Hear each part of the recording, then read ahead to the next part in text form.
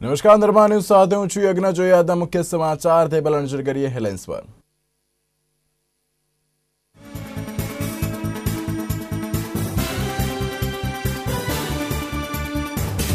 ST અંગે court આપી શકે છે ચુકાદો।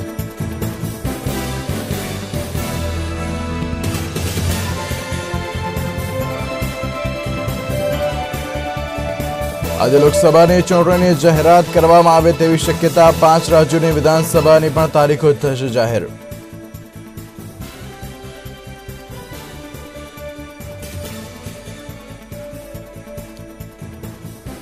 ગુજરાતના 4 સહિત કોંગ્રેસે 15 ઉમેદવારો જાહેર કર્યા। સોનિયા રાયબરેલી અને રાહુલ અમેઠીથી ચૂંટણી લડશે।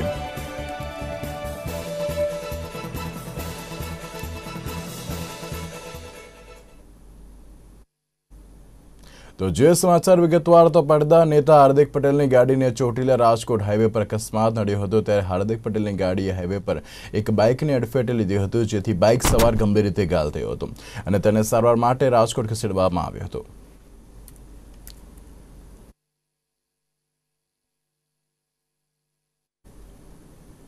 ચૂંટણી પંચ દ્વારા આજે લોકસભાની ચૂંટણીની જાહેરાત કરવામાં આવે તેવી શક્યતાઓ વર્તાઈ રહી છે। ત્યારે સામે આવેલી વિગતો અનુસાર આજે ચૂંટણી પંચ સત્તાવાર રીતે પ્રેસ કોન્ફરન્સ કરીને ચૂંટણીની જાહેરાત કરશે। ચૂંટણીની જાહેરાત થતાની સાથે સમગ્ર દેશમાં આચારસંહિતા લાગુ થઈ જશે તેવી શક્યતા વ્યક્ત કરવામાં આવી રહી છે કે એપ્રિલ અને મે મહિના દરમિયાન 7 થી 8 તબક્કામાં લોકસભાની ચૂંટણીમાં મતદાન થઈ શકે છે। લોકસભાની સાથે આંધ્રપ્રદેશ, અરુણાચલ પ્રદેશ, ઓડિશા, સિક્કિમ વિધાનસભાની ચૂંટણીઓની પણ જાહેરાત થઈ શકે તેમ છે। તો જમ્મુ કાશ્મીર વિધાનસભા ચૂંટણી પર લોકસભાની સાથે જ યોજાઈ શકે તેમ છે।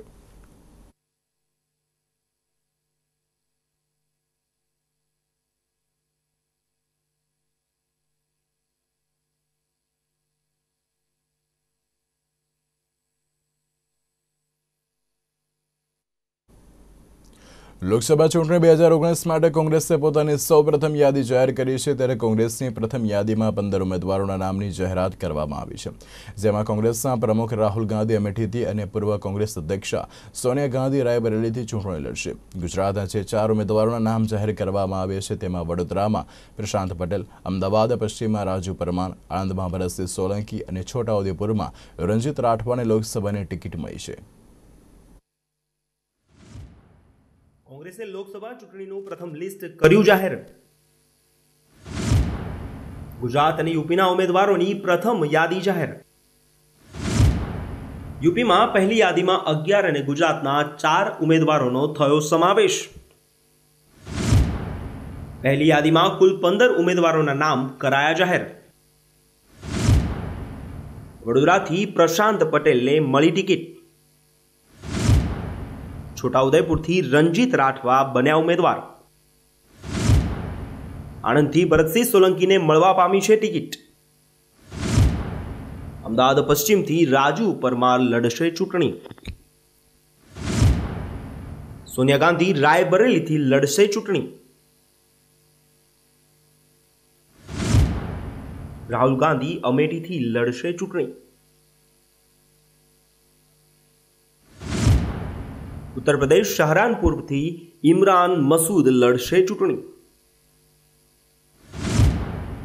बदायूं थी सलीम इकबाल शेरवानीનું નામ સામે આવ્યું। ઉન્નાવથી શ્રીમતી અનુ ટંડન લડશે ચૂંટણી। દૌરહરાથી જીતિન પ્રસાદ લડશે ચૂંટણી। ફરુખાબાદથી સલમાન ખુરશીદ લડશે ચૂંટણી। અકબરપુરથી રાજારામ પાલ લડશે ચૂંટણી। જલોનથી બ્રિજરાજ ખબરી। ફૈઝાબાદથી નિર્મલ ખત્રી લડશે ચૂંટણી। ખુશીનગરથી આરપીએન સિંઘ લડશે ચૂંટણી।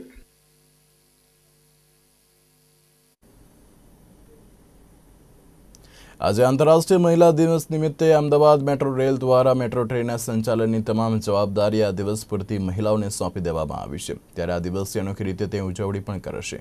ટ્રેન તાલીમ આવેલી મહિલાઓ દ્વારા ચલાવવામાં આવશે અને સ્ટેશન કંટ્રોલ પણ મહિલાઓ હશે। તેમજ આ દિવસે ફક્ત મહિલા મુસાફરોને જ મેટ્રો ટ્રેનની મુસાફરી કરવામાં આવનાર હોવાનું જણાવવામાં આવ્યું છે।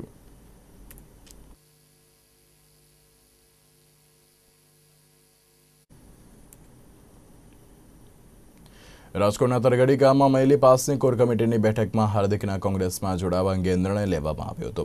પાટીદાર અનામત આંદોલન ચલાવનાર હાર્દિક પટેલ 12મી માર્ચે અડાલજ ખાતે યોજાનાર કોંગ્રેસની વર્કિંગ કમિટીની બેઠકમાં હાર્દિક પટેલ કોંગ્રેસમાં જોડાશે.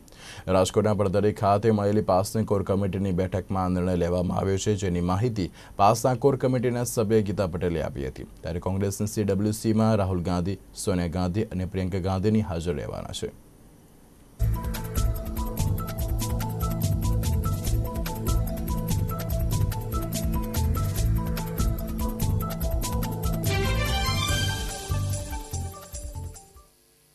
રાજકોટના પડદરીમાં પાસ કોર કમિટીની મીટિંગ યોજાઈ હતી. એ મીટિંગની અંદર નિર્ણય લેવાયો કે હાર્દિક પટેલ કોંગ્રેસની અંદર 12 માર્ચે જોડાય છે. આજે જ્યારે કોર કમિટીની મીટિંગ હતી અને એમાંથી નિર્ણય લેવાયો કે હાર્દિક પટેલ કોંગ્રેસની અંદર જોડાવાના છે, ત્યારે 5 ટીમમાંથી કોઈ પણ વ્યક્તિ જોડાવાની નથી, એટલે હાર્દિક પટેલ જોડાવાના છે. એ નિર્ણય લેવામાં આવ્યો છે અને અમે પણ ઈચ્છીએ છીએ કે સિસ્ટમમાં રહી અને સિસ્ટમ સામે લડી શકાય.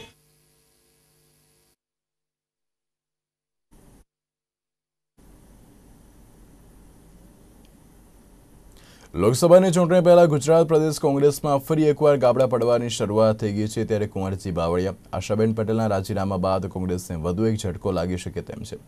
સૂત્રો દ્વારા મળેલી માહિતી અનુસાર કોંગ્રેસના રાધનપુરથી કોંગ્રેસના ધારાસભ્ય અલ્પેશ ઠાકોર ભાજપમાં જોડાઈ શકે છે.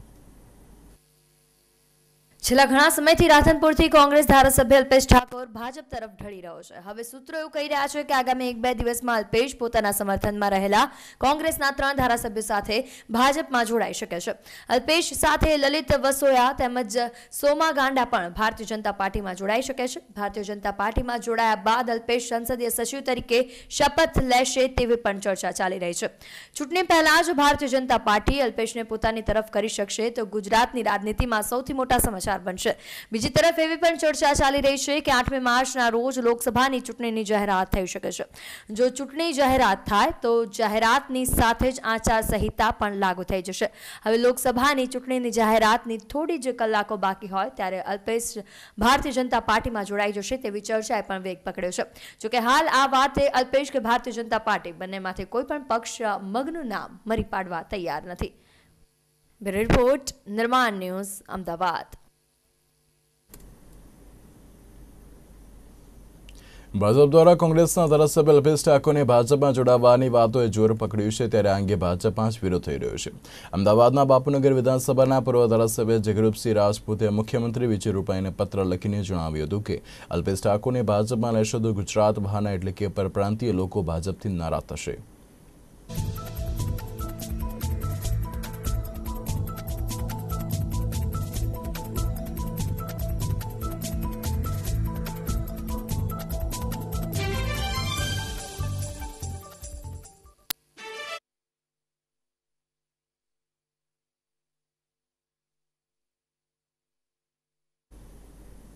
સમાચારમાં વાત કરીએ પાટણની તો પાટણના ધારાસભ્યની કાર્યાલયની ઓફિસની બહાર ધારાસભ્ય પર હુમલો કરવાની ઘટનાથી ચકચાર મચી જવા પામી હતી. ત્યારે આ અંગે પોલીસે 2 વ્યક્તિઓની અટકાયત કરી હતી અને કાયદેસરની કાર્યવાહી હાથ ધરવામાં આવી હતી. તો સામે પણ ધારાસભ્ય ડોક્ટર કિરીટ પટેલ વિરુદ્ધ ફરિયાદ નોંધાવવાની તજવીજ હાથ ધરવામાં આવી હતી.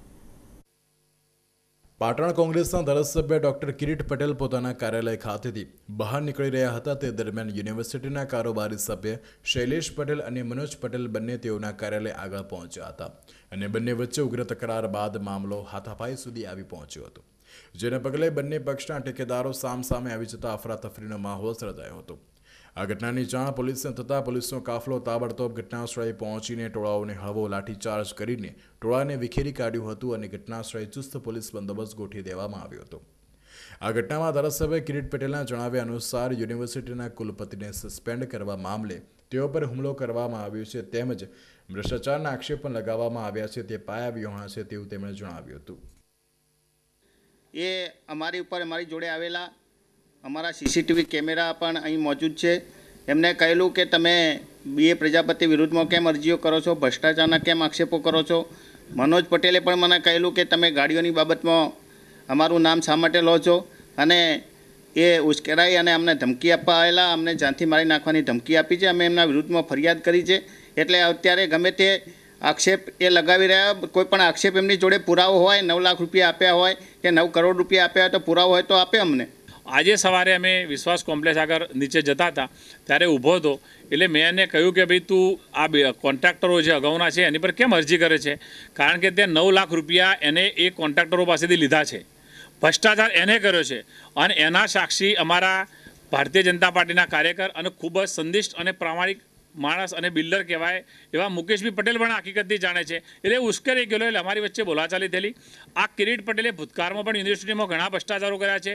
ભૂતકાળમાં યુનિવર્સિટીની પરીક્ષાની અંદર ઝુમખા સિસ્ટમ હોય છે, એ ઝુમખા સિસ્ટમમાં એક ગાડી લઈને ક્યારેય જતો નહોતો અને એ પોતે ગાડીઓના બિલ મૂકતો હતો, અમને ખોટી રીતે બદનામ કરે છે અને એના કારણે અમારે ઉગ્ર બોલાચાલી થતી હતી અને કિરીટ પટેલે એમને ગારોગારી શરૂ કરી બોલવાનું. આજરોજ વિશ્વાસ કોમ્પ્લેક્સ પાસે બનાવ બનતા તાત્કાલિક પોલીસ ઘટના સ્થળે પહોંચી પૂરતો પોલીસ બંદોબસ્ત ગોઠવી દેવામાં આવ્યો છે અને આ મામલે સીસીટીવી આધારે આગળની તપાસ હાથ ધરાઈ છે અને પૂછપરછ ચાલુ છે અત્યારે. તો આ મામલે યુનિવર્સિટીના કારોબારી સભ્ય શૈલેષ પટેલ મીડિયા સમક્ષ પોતાનું નિવેદન આપતા જણાવ્યું હતું કે યુનિવર્સિટીમાં જે તે સમયે કોન્ટ્રાક્ટરો પાસેથી કિરીટ પટેલે રૂપિયા 9 લાખ લીધા બાદ કોન્ટ્રાક્ટરો સામે લેખિતમાં ખોટી ફરિયાદો કરી છે અને જ્યારે અમે આ બાબતે કહેવા જતાં અમારા પર હુમલો કરવામાં આવ્યો છે, જે ધારાસભ્યના કાર્યાલય આગળ લગાવેલા સીસીટીવી ફૂટેજ ઉપર સિદ્ધ થાય છે. આ અંગે અમે પણ ધારાસભ્ય સામે ફરિયાદ નોંધવાની તજવીજ હાથ ધરી છે અને હુમલો અમે નહીં પરંતુ સામેથી કરવામાં આવ્યો હતો. નીરવ ચક્રવર્તી, નિર્માણ ન્યૂઝ, પાટણ. નડિયાદની એક યુવા પરિણીતાને છેલ્લા 1 વર્ષથી બીભત્સ માંગણી કરતા અને શારીરિક ઉપભોગના મેસેજ અને ફોન આવતા હતા. બીભત્સ માંગણીથી ત્રાસી ગયેલી પરિણીતાએ જાતે જ પજવણીકારને પકડવા માટે બાત ભીડી હતી અને જેને જાત તપાસ અંતે તેની જેઠાણીનું નામ સામે આવતા ચોંકી ઉઠી હતી. જો કે તમામ પુરાવા એકઠા કરીને પીડિત પરિણીતા દ્વારા પોલીસ ફરિયાદ પણ કરવામાં આવી છે અને નડિયાદ પશ્ચિમ પોલીસ દ્વારા આ બાબતે ચોકસાઈપૂર્વક તપાસ હાથ ધરીને આરોપીને પકડવા માટે તજવીજ હાથ ધરવામાં આવી છે. નડિયાદમાં સ્થાયી થયેલા પરપ્રાંતીય પરિણીતાને તેની જેઠાણી દ્વારા દેલાલચુ પુરુષોની કામુકતાનો ભોગ બનવાનું ષડયંત્ર સોશિયલ મીડિયાની એક વેબ એપ્લિકેશન મારફતે કરવામાં આવ્યું હતું. ગત ફેબ્રુઆરીના પ્રથમ અઠવાડિયાથી પીડિત પરિણીતાને બીભત્સ માંગણી કરતા અને કામુક વાતો કરતા સંખ્યાબંધ મેસેજની વિવિધ પ્રદેશોમાંથી ભરમાર લાગી હતી. આવી બીભત્સ માંગણીઓ અને ગંદા મેસેજથી હેબતાઈ ગયેલી પરિણીતા પોલીસના શરણે ગઈ હતી, પરંતુ પોલીસ દ્વારા આ બાબતે ગંભીરતા ન દાખવતા નિરાશા હાથ લાગી હતી. જોકે એક આધુનિક મહિલાને શોભે તે રીતે પીડિત પરિણીતાએ જાતે જ પુરાવા એકત્ર કરવા અને ગુમનામ ગુનેગારને પકડવા માટે પરિસ્થિતિ સાથે જ બાદ ભીડી હતી. એકચ્યુઅલી 1 વર્ષ પહેલાં છે ને મારા ફોન ઉપર અનનોન લોકોના વિડીયો કોલ સ્ટાર્ટ થઈ ગયા હતા. એટલે અનનોન લોકોના હતા એટલે હું ઉપાડતી નહોતી, તો હું ફોને લોકોના ના ઉપાડું એટલે લોકોના મેસેજીસ આવવાનું સ્ટાર્ટ થઈ જાય મારી ઉપર કે કેમ ફોન નથી ઉપાડતી, શું છે, તારો મૂડ નથી કે શું, આમ તેમ બધું. તો પહેલાં તો મેં આ બધું માઇન્ડ ના કર્યું અને બ્લોક કરતી ગઈ બધાને, પણ પછી એટલું બધું વધી ગયું કે અડધી રાત્રે મેસેજીસ આવે, બહુ જ ગંદા મેસેજ આવે, બહુ જ કન્ટિન્યુ કોલ્સ ચાલુ રહે. એટલે પછી કંટાળીને પછી મેં તપાસ કરી કે આ ક્યાંથી નંબર મળ્યો છે, શું છે. પછી મેં તપાસ 2-3 જણ સાથે વાત કરી, પછી એ લોકોએ મને કીધું કે હોલા કરીને એક સાઇટ છે ને એની પર એક લેડીઝ છે, એ એનું ફેસ નથી બતાવતી, બાકી બધું જ બતાવે, આખું અંગ પ્રદર્શન કરે છે ને એ બધું કરે છે. અને પછી એ લોકોને લાલચ આપે છે કે તમારે જો મને પર્સનલી મળવું હોય તો આ મારું નામ છે અને મારો જે નંબર પર આવતો હતો ને એ નંબર એ બધાને જ આપતી હતી, જેટલા પણ એની પર જે એની સાથે ઓનલાઈન થતા હતા ને એ લોકોને. એવી રીતે ધીરે ધીરે ખબર પડી મને કે આ વસ્તુ થઈ રહી છે. ને પછી તપાસ કરતાં બધું એ લોકોએ મને હેલ્પ કરીને બધા જે રીતે પ્રૂફ મારી પાસે આવ્યા, ઓડિયો આવી મારી પાસે, વિડીયોઝ આવ્યા, એ બધા એના પરથી ખબર પડી કે આ વસ્તુ મારી જેઠાણીએ કરી છે મારી સાથે. તેમને આજથી 1 વર્ષ પહેલાં એમના મોબાઈલની અંદર અલગ અલગ નંબરો ઉપરથી જુદા જુદા કોલ આવેલા, જેથી તેમને એવી રજૂઆત કરેલી કે ભાઈ આ મારા મોબાઈલમાં ગેરકાયદેસર માગણી કરતા કોલ આવે છે અને આ કોલ મારો મોબાઈલ નંબર આ લોકોને કોને આપ્યો છે તે બાબતે તે તપાસ કરવા માટે પોલીસ સ્ટેશનમાં અહીંયા અરજી આપેલી. જે અરજી અનુસંધાને અગાઉના અધિકારીઓએ આ મોબાઈલ નંબર શેમાંથી આપેલો તે બાબતની વિગતવાર ઊંડાણપૂર્વક તપાસ કરતા હોલા એપ્લિકેશનની અંદર કોઈ પણ આરોપીએ આ કામના ફરિયાદી શ્રી ચંદ્રકલા બેનનો મોબાઈલ નંબર નાખી અને પોતાના શરીરના અલગ અલગ અંગો વોટ્સએપ ઉપર બતાવવા માટેની જાહેરાત કરેલી. જે જાહેરાત કરતી વખતે આ કામે ચંદ્રકલા બેનનો નંબર આપેલો, જેથી અન્ય આરોપીઓએ આ બેનને આ નંબર ઉપરથી પોતાના શારીરિક અંગો બતાવવા માટેની જાહેરાત કરવા માટે માગણી કરેલી. જેથી આ કામે ચંદ્રકલા બેનના રજૂઆત આધારે પોલીસે કરેલી તપાસ આધારે હકીકત એવી જાણવા મળેલ કે ઓલા કંપનીમાં ભાગ્યવંતી મહેશકુમાર વૈષ્ણવ કે જે આ કામના ચંદ્રકલાબેન છે એમના સગા જેઠાણી થાય છે, તેઓ ઓલા એપ્લિકેશનમાં સભ્ય બનેલા અને ઓલા એપ્લિકેશનની અંદર અન્ય પુરુષો સાથે સંપર્ક સાધતા દરમિયાન તેઓ એવી જાહેરાત કરી કે જો કદાચ મારા કોઈ પણ એમની વિશેષ મારામાં કંઈ ઇન્ટરેસ્ટ હોય તો હું તમને એક નંબર આપું છું, એ નંબરમાં તમે વોટ્સએપમાં મારી સાથે વાત કરી શકશો, એમ કરી અને આ કામે ચંદ્રકલાબેનનો નંબર આપેલો. પીડિત પરિણીતા દ્વારા મહિલા પુરાવાઓની જાત તપાસ અને ઘર લોકેશન અને રૂમ ફર્નિચરની ઝીણવટભરી તપાસ કરતા ગુમનામ ગુનેગાર તેની જ પોતાની જેઠાણી નીકળતા પરિણીતા પણ ચોંકી ઉઠી હતી, જે બાબતે તમામ પુરાવા સાથે પીડિત પરિણીતા દ્વારા પોલીસને આપતા નડિયાદ પશ્ચિમ પોલીસ સ્ટેશને આ બાબતે ફરિયાદ નોંધવામાં આવી હતી અને આરોપીને પકડવા માટે ચક્રો ગતિમાન કરવામાં આવ્યા હતા. ચિરાગ પટેલ, નિર્માણ ન્યૂઝ, નડિયાદ. મોરબીમાં સિરામિક ઉદ્યોગકારોને મોટો ફટકો પડ્યો હોય તેમ 200થી વધુ કોલસા કારખાનેદારો અને 100 જેટલા ટ્રેડર્સ બેરોજગાર બની ગયા છે. જોકે મોરબીમાં પ્રતિદિન 25 થી 30 હજાર ટન કોલસાનું વેચાણ થતું, પરંતુ સરકારના નિર્ણયથી કોલસા ઉદ્યોગનું માસિક 450 કરોડથી વધુનું ટર્નઓવર ઠપ પડી ગયું છે, જેના પગલે કોલસા ઉદ્યોગમાં ચિંતાનો માહોલ જોવા મળી રહ્યો છે. હાલ ગેસીફાયરના પ્રતિબંધનો નિર્ણય આવતા મોરબીનો કોલસા ઉદ્યોગ સંપૂર્ણપણે ઠપ થઈ ગયો છે. આ ઉદ્યોગ સાથે સંકળાયેલા તમામ લોકો બેરોજગાર બની ગયા છે. આ ઉપરાંત માસિક 18,000 થી 20,000 ટન જેટલા માલનું વેચાણ થતું હતું, ત્યારે તે 10% વેચાણ થતું નથી, તેઓ કોલસાના ધંધાર્થીઓ દાવો કરી રહ્યા છે, જે બાબતે નેશનલ ગ્રીન ટ્રિબ્યુનલ ગુનેગારોને પકડીને યોગ્ય કાર્યવાહી કરે તેવી માંગ કરી રહ્યા છે.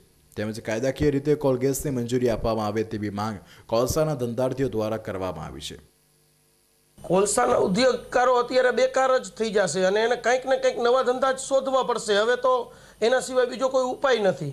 સરકાર આના ઉપર થોડું સોફ્ટ વલણ અપનાવે અને જે લોકો ખરેખર ગુનો કરે છે, જે લોકો ખરેખર પોલ્યુશન કરે છે, એવા લોકોના ઉપર કડક પગલાં લે. આવા 95% આમાં નિર્દોષ છે.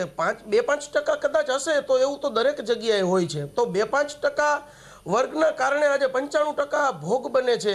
તો આવું કોર્ટે અને એનજીટીએ આ મુદ્દા ઉપર થોડુંક પ્રયત્ન કરવા જોઈએ કે પોઝિટિવલી બને, કેમ કે 95% જે ભોગ બને છે ને એના કારણે મોરબીમાં લાખો લોકો બેરોજગાર બની ગયા છે અને લાખો લોકો બેરોજગાર બનશે એટલે ક્યાંક ને ક્યાંક જે મોદી સાહેબ વાત કરે છે કે મેક ઇન ઇન્ડિયા, તો એના ઉપર જ સૌથી પહેલી તો અસર પડશે. યોર માઇક્રોનથી હું કોલસાનું સ્કેનિંગ કરું છું.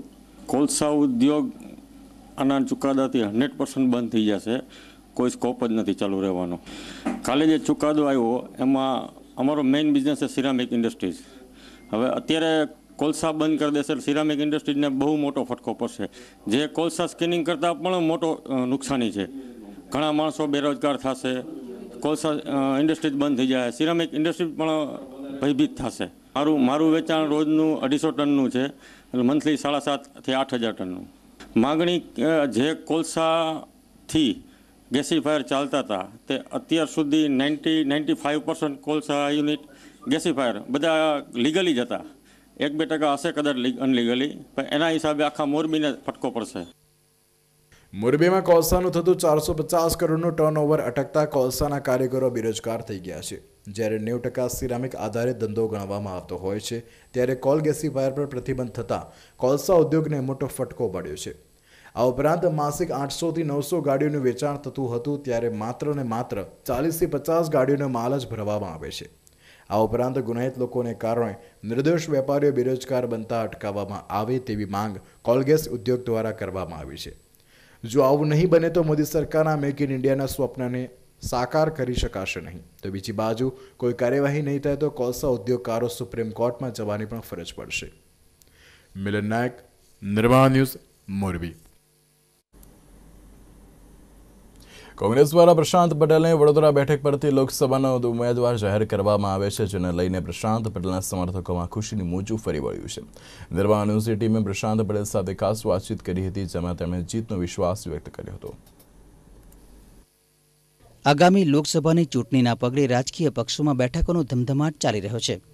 જ્યારે ચૂંટણી તારીખોની જાહેરાત પૂર્વે કોંગ્રેસ પાર્ટીએ તેઓના ઉમેદવારોની પહેલી યાદી જાહેર કરી છે, જેમાં કોંગ્રેસ અધ્યક્ષ રાહુલ ગાંધી અમેઠીથી ચૂંટણી લડશે, ત્યારે સોનિયા ગાંધી રાયબરેલીથી ચૂંટણીમાં ઝંપલાવશે. આ સિવાય ગુજરાતની 4 લોકસભા બેઠકના ઉમેદવારના નામની જાહેરાત કરાઈ છે, જેમાં અમદાવાદની વેસ્ટ બેઠક પર રાજુ પરમાર, આણંદથી ભરતસિંહ સોલંકી તથા વડોદરામાંથી પ્રશાંત પટેલના નામની જાહેરાત કરાઈ છે, જ્યારે છોટાઉદેપુરમાં મોહન રાઠવાના પુત્ર રણજીતનું નામ જાહેર કરાયું છે. વડોદરામાં પ્રશાંત પટેલના નામની જાહેરાત થતાં જ તેઓના સમર્થકોમાં ભારે ઉત્સાહ જોવા મળ્યો હતો. અંતે જેની વાત હતી એ વાત સામે આવી છે. પ્રશાંત પટેલનું નામ 2 મહિના પહેલા વહેતું થયું હતું અને અંતે સાચું સાબિત થયું છે. પ્રશાંત પટેલ આપણી સાથે છે, તેમને જ પૂછીશું કે તેઓ કયા શબ્દોમાં એક ખુશી વ્યક્ત કરે છે. પ્રશાંતભાઈ, શું કહેશો? ખુશી તો પહેલાં વડોદરા શહેર કોંગ્રેસ પરિવાર માટે છે, કારણ કે એ લોકોએ જે સિનિયર કોંગ્રેસ આગેવાનો છે, યુવાધન છે, ચૂંટાયેલી પાક છે, મહિલાઓ છે, જે રાહુલજીની પ્રક્રિયા હતી અને અમિતભાઈ ચાવડા હમણાં પ્રદેશ પ્રમુખની એક સિસ્ટમ હતી કે લોકોની વચ્ચે જઈને લોકોના મંતવ્ય લેવામાં આવશે, કોને ઉમેદવાર તરીકે તમે પસંદ કરો છો, અને એમાં જે નિમણૂક કરી છે એટલે હું તમામ કોંગ્રેસ પરિવારનો આભાર માનું છું. વડોદરા શહેરમાં કામ કરવા માટે એક લોકસભાના ઉમેદવાર તરીકે લોકોની વચ્ચે જઈને લોકોના જે ઘણા પ્રશ્નો છે એ પ્રશ્ન એ કોંગ્રેસ પાર્ટીને જનમત આપીને જીતાડીને એ તમામ પ્રશ્નોના હલ 100% કરવાનો છે. અચ્છા, 4 નામોની જાહેરાત થઈ, એમાં પ્રશાંત પટેલનું નામ પણ છે, એવું તો શું છે? એ તો એઆઈસીસી અને પ્રદેશ પ્રમુખ જ કહી શકશે, કારણ કે સર્વેના આધારે ઉમેદવાર નક્કી કરવામાં આવે છે. ખાસ કરીને અમે તો યુનિવર્સિટીથી લડતા આવ્યા છે, એક યુવા તરીકે કામગીરી કરી છે, એનએસયુઆઈ પ્રમુખ તરીકે કામગીરી કરી છે, અને ખાસ કરીને વડોદરા શહેરના જે સિનિયર આગેવાનો છે તમામ લોકોના સાથ સહકાર પ્રેમને લઈને જ આ જગ્યા પર પ્રમુખ તરીકેની જવાબદારી સ્વીકારી અને હમણાં પૂર્વ પ્રમુખ ભરતસિંહભાઈ સોલંકી એક વિશ્વાસ મૂક્યો હતો અને મને વડોદરા શહેરની જવાબદારી સોંપી હતી. એ જવાબદારીને આધારે 3-3.5 વર્ષમાં હું કોંગ્રેસ પરિવારનો વિશ્વાસ જીતવામાં સફળ થયો, એટલે જ આ ઉમેદવારીનો મોકો મળ્યો છે એવું મારું માનવું છે. અચ્છા, નામની જાહેરાત થઈ ગઈ છે એટલે વિચારશ્રેણી પણ શરૂ થઈ હશે. વડોદરા માટે એવું તો શું વિચારી રહ્યા છો આપ? વડોદરા શહેરની તો વાત છે જ, પણ સાથે સાથે દેશની જે સમસ્યા છે એ જ વડોદરા શહેરની છે. જે રીતે યુવાનોને રોજગારી નથી મળતી, બેરોજગાર થઈ ગયા છે, નાના નાના ઉદ્યોગો પડી ભાગ્યા છે, મહિલાઓ સુરક્ષિત નથી, મહિલાઓના પણ ઘણા પ્રશ્નો છે, શિક્ષણ મોંઘું થઈ ગયું છે. આ તમામ જે લોકોના જરૂરિયાતના પ્રશ્ન છે એ ભારતીય જનતા પાર્ટી લોકો વચ્ચે જઈને લોકોના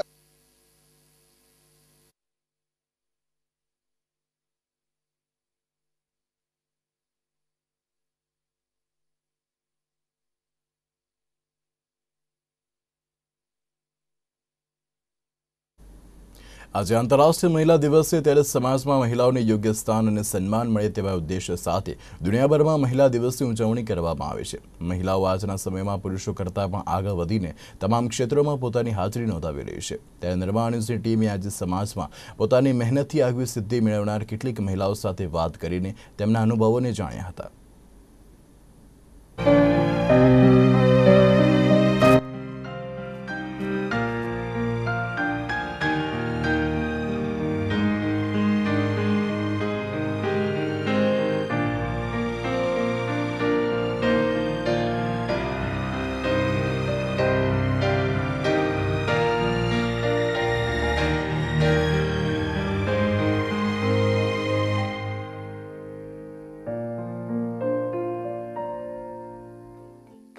જે રીતે મેં તમને અગાઉ પણ કીધું હતું અને હું તમને કહેતી આવી છું કે આજે સમગ્ર દિવસ દરમિયાન આંતરરાષ્ટ્રીય મહિલા દિવસની ઉજવણી અને આ જોશ, આ ઉલ્લાસ અને આ ઉમંગ સાથે કરતા આવ્યા છે. ત્યારે નિર્માણ ન્યૂઝમાં વધુ એક ડૉક્ટર સાથેની વાતચીત કરવાનો સમય થઈ ગયો છે. આપણી સાથે છે ડૉક્ટર કૃપા ત્રિવેદી, જેઓ વ્યવસાય ગાયનેકોલોજિસ્ટ છે. સાથે જ એક મહિલા તરીકે તેઓ ઘણી બધી મહિલાઓને ટ્રીટ કરતા આવ્યા છે અને અઢળક બાળકોને આ દુનિયામાં લાવવામાં તેમનો સફાળો હાથ છે. ત્યારે ડૉક્ટર કૃપા સાથેની સીધી વાતચીતમાં જોડાઈશું. ડૉક્ટર કૃપા, ખૂબ ખૂબ સ્વાગત આપનું આ કાર્યક્રમ અંતર્ગત. સૌપ્રથમ તો આપને આંતરરાષ્ટ્રીય મહિલા દિવસની અનેક શુભકામનાઓ. Thank you. તો કૃપા, સૌપ્રથમ તો હું જ આપની પાસેથી જાણી લઈશ કે કઈ રીતે આ પ્રોફેશનમાં આવવાનું પસંદ કર્યું અને શું કારણ હતું એક ગાયનેકોલોજિસ્ટ બનવા પાછળ? Actually I love being a woman. That's the most important thing. અને પેલું એવું કહેવાય ને કે પહેલેથી સ્ત્રી હોવાનો ગર્વ. અને હું ગર્લ્સ હાઈસ્કૂલમાં ભણેલી. મારા મમ્મી બી ગાયનેકોલોજિસ્ટ, મારા ફાધર જનરલ ફિઝિશિયન. એટલે પહેલેથી પેલું ઘરમાં સ્ત્રી શક્તિનું વાતાવરણ ખરું અને ભણવામાં હોશિયાર. એટલે એમ કે ભાઈ ડૉક્ટર તો થવાનું હોય. એટલે ડૉક્ટર થઈ, MBBS થઈ ને પછી એવું થયું કે હવે કઈ કેરિયર ચૂઝ કરવી. તો મારા પપ્પાને એવું હતું કે તું આર્ટ્સ લે, because I love dancing, I love music. તો હી વોઝ લાઈક થિંકિંગ કે તું આર્ટ્સ લઈને કંઈ સરસ ડાન્સર બન. પણ મારી મોમને થોડુંક એવું ખરું કે ડૉક્ટર થઈ છું તો કંઈક એવું કર કે તું પેશન્ટને ટ્રીટ કરવાની સાથે સાથે સમાજ ઉપયોગી કામ બી કરી શકે. તો પછી એ વખતે એવું મનમાં પહેલું જ આવે કે ગાયનેકોલોજિસ્ટ બનવું એટલો સરસ પ્રોફેશન છે કે તમે પોતાનું પણ કામ કરી શકો અને સાથે સાથે સ્ત્રીઓના સંપર્કમાં આવીને એમને ટ્રીટ તો કરો જ, પણ એમનું સોશિયલ, એમનું ઇમોશનલ, એ બધાના વેલબિંગ માટે પણ તમે ઘણું બધું કામ કરી શકો. સો that's why I chose this profession. અને થોડુંક એવું બી ખરું કે ફિમેલ તરીકે તમે ગાયનેક પ્રોફેશન સિલેક્ટ કર્યું હોય તો થોડુંક કેરિયરની અંદર સેટ થવામાં પણ ઇઝી રહે. એક એ પણ ખરો મુદ્દો. પણ બેઝિકલી આ કે ભાઈ બહેનો સાથે કામ કરવું ગમતું હતું અને વધારે કરી શકીએ, that was also one of the reasons that I chose this profession. Well doctor, બીજું પણ હું આપની પાસે આ તકે જાણી લઉં કે આપના પ્રોફેશનલ અને પર્સનલ લાઈફ વિશે પણ હું લગભગ 24 વર્ષથી પ્રાઇવેટ પ્રેક્ટિસ કરું છું મારા હસબન્ડ સાથે. મારા હસબન્ડ બી ગાયનેકોલોજિસ્ટ છે અને આમ હું આટલી સારી પ્રેક્ટિસ કરી શકી. એકચ્યુઅલી તમારે ગાયનેક પ્રોફેશન એવો પ્રોફેશન છે કે it's a very demanding profession.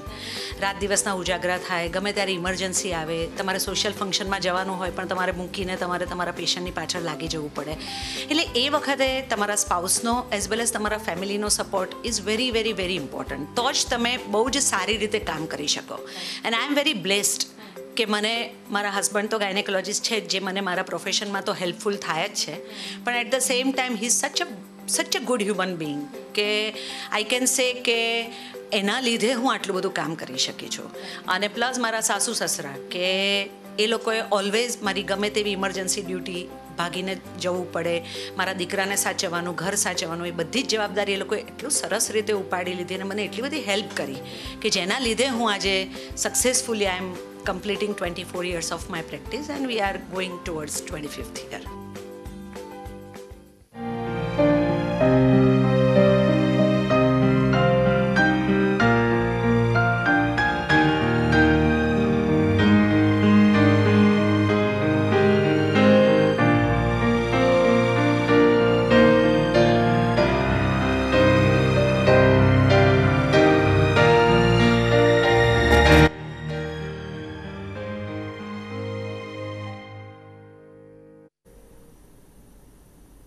તો આ હતા અત્યાર સુધીના સમાચાર. વધુ સમાચાર માટે આપ જોતા રહો નિર્માણ ન્યૂઝ. નમસ્કાર.